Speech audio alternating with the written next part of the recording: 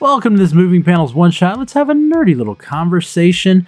And with the release of Captain America Brave New World in theaters this weekend, I thought we could discuss the comic background of the character Sidewinder, who, if you weren't aware, is played by Giancarlo Esposito. You've seen him in the trailer. He potentially is the villain. I have not actually seen the movie. It came out, of course, this past Friday. This episode's being released on Monday, and I am recording it over the weekend. I have yet to actually see this, so no spoilers here because I have not seen the movie. But I will say this, even if you're not familiar with Sidewinder, you got to be excited that Giancarlo Esposito is in this. I mean, if you're familiar with his work from Breaking Bad, from The Mandalorian, The Boys, you know that we are going to get a really good villain in him. But this is going to talk about the character Sidewinder. Now, originally, we thought he was going to play G.W. Bridges, and I had already plans to do an episode on that character. But then when I found out that his name was Seth Volker, which is Sidewinder, I said, you know what? Let me talk about that character, because that's got to be one that people are not familiar with. So let's jump into this, and I'm going to introduce you to the character of Sidewinder. So as I said earlier, his name is Seth Volker. That is the first Sidewinder. There's actually been 3 in the Marvel Comics, but he is playing Seth Volker, the original one who first appeared in June of 1980 on the very last panel of Marvel 2-in-1, number 64. If you're not familiar with Marvel 2-in-1, what they did was the Thing from the Fantastic Four was so popular, they decided, we're going to team him up with other heroes in the Marvel Universe, and so that's why it's a 2-in-1. You would get 2 superheroes in one comic. So it was kind of the Thing's own comic. In this particular comic, he's teamed up with a character named Stingray, and I don't have time to go into who that character is, because I'm pretty sure a bunch of you are like, who? But I won't talk about him. He's been around since 1967. But yeah, he's not one that's very familiar with people. So we'll go ahead and move on. But like I said, Sidewinder appeared on the last panel. So he was just kind of introduced as a member of this gang. And he's really more in issue number 65 and then kind of continues from there. The character was created by Mark Grunwald, Ralph Macchio, not that Ralph Macchio, and the legendary George Perez. So who exactly is Seth Volker? Well, he was a fired, or I think they usually use the word dismissed, college professor. I believe he taught economics, who then took a job with the Roxxon Oil Company. Now, in the MCU, they haven't really established Roxxon as this big criminal organization. They have appeared in things. There's been stuff with Roxxon. They were in the Loki television show. They were mentioned in some of the Netflix shows, the Defenders universe. But I don't know what they're going to do here in Brave New World in terms of, is he working for Roxxon, or is he just his own person? And possibly he is leading his own team. So in the comics, he leads through Roxxon. He is given command over a team of snake-themed villains. So Sidewinder, of course, being a type of snake. And he actually gets that name because of this cloak that he wears, which we don't see Giancarlo Esposito wearing any type of cloak. So I don't know if they'll do this, but he has a cloak that allows him to travel through dimensions and essentially teleport for up to like 50 miles. Whether they'll do that or not, I don't know. Whether they will bring that in as maybe if he's going to continue in the MCU, that'll be a thing that they bring in later. But it's a bunch of snake-themed villains called the Serpent Squad. And in this issue of 2-in-1, they are being sent by the head of Roxxon to find the Serpent Crown, which has some mind-controlling abilities and stuff like that. Later, Sidewinder renames the team the Serpent Society. So I kind of feel more like they would use the name Serpent Society in the Captain America movie rather than Serpent Squad, because Serpent Squad just kind of sounds silly. So we'll have to wait and see. Now, I don't know if they'll have any of the other members. So there are characters like Black Mamba, Death Adder, Anaconda, Cottonmouth. And I do want to clarify, because I've actually been rewatching the Netflix series, The Defenders universe, to get ready for Daredevil Born Again. And of course, there is Cottonmouth and Diamondback as characters in that universe. These are not the same. So there are multiple characters that use those code names in Marvel. But these are different. I'm not going to get into all of them, but you've got them, Rattler, Viper, all of these snake-themed villains are all a part of the Serpent Society or the Serpent Squad.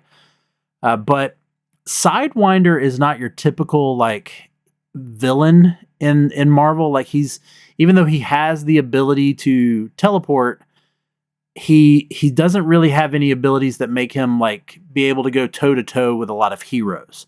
Because his power of teleportation through the cloak is actually more of a, I got away and I'm going to escape before you can catch me.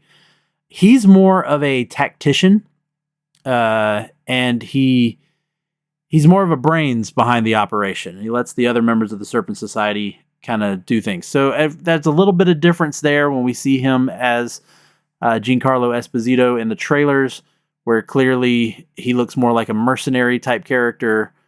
But I still think they would play off of the idea of him being a master tactician.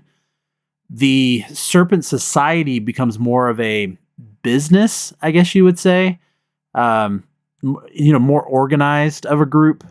So we'll see where they go with that. I'm not 100% what would happen there if they're gonna do, because like I said, Sidewinder's not your typical Marvel villain. He's a thinker, he's a planner. He knows how to play the long game. So again, there could be, especially with someone like Giancarlo Esposito. I mean, we've wanted him in the MCU. I would have loved for him to have played the new Professor X. We'll see what happens there when that goes further, because now we are introducing mutants.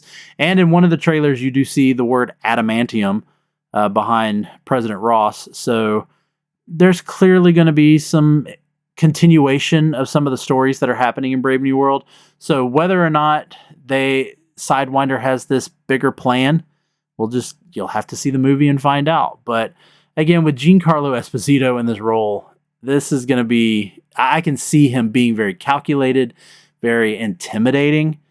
And I think this is going to be a good villain, even with kind of departing from the Seth Volger Sidewinder character from the comics. Clearly, he's not wearing the snake armor. He wears a mask that makes him look like a snake.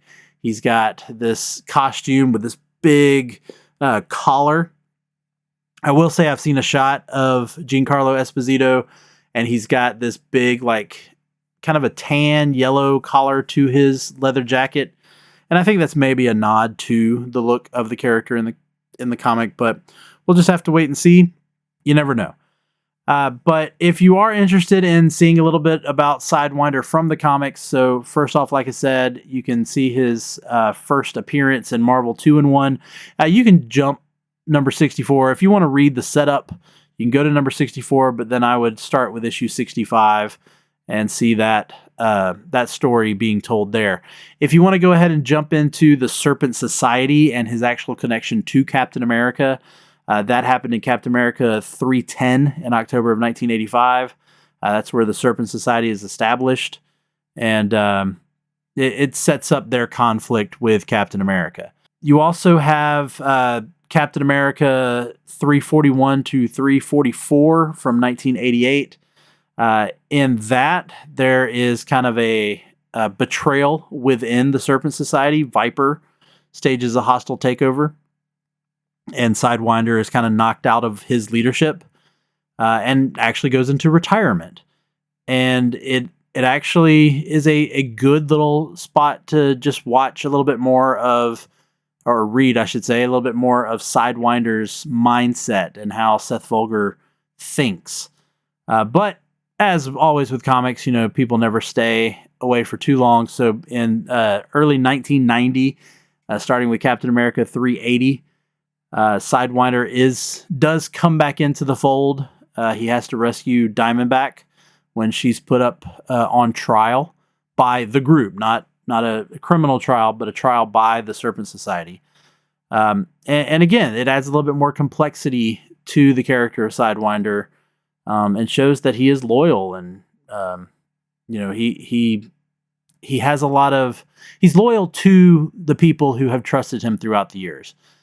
And so I don't exactly know how this all is going to tie into President Ross becoming Red Hulk. There, of course, are rumors, and I have seen cast lists that probably the leader could be involved in this story and bringing him back from 2008's Incredible Hulk movie.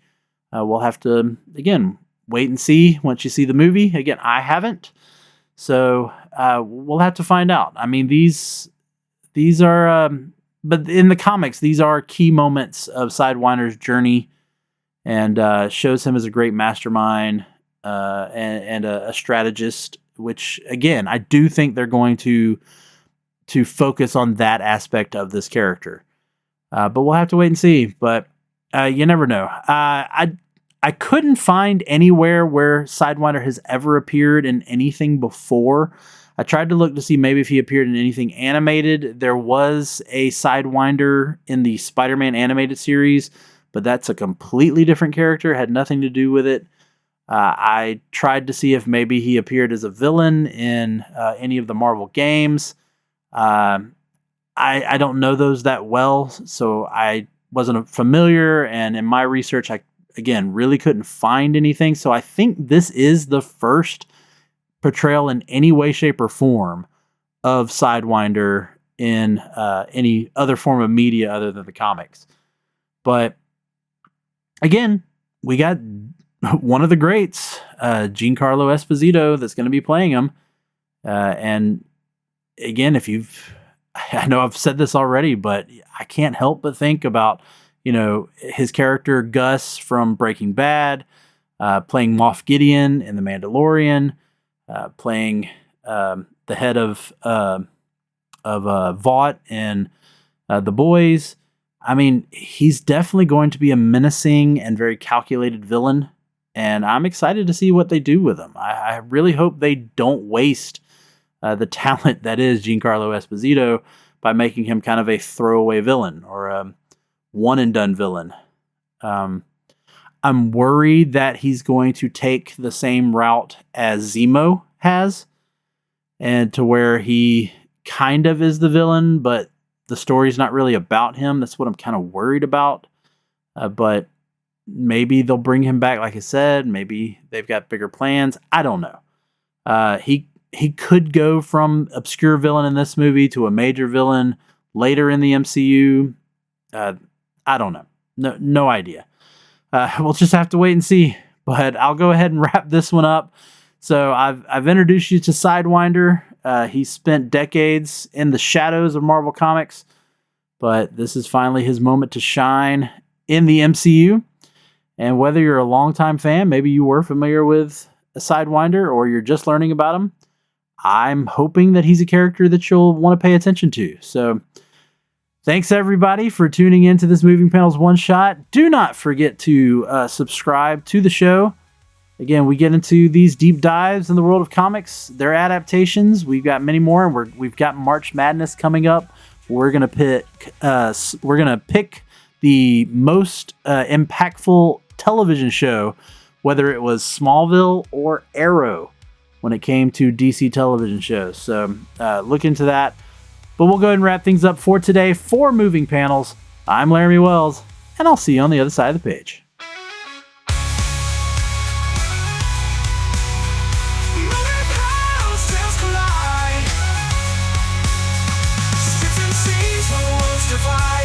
From print to screen, the legends stand. Comic came swift and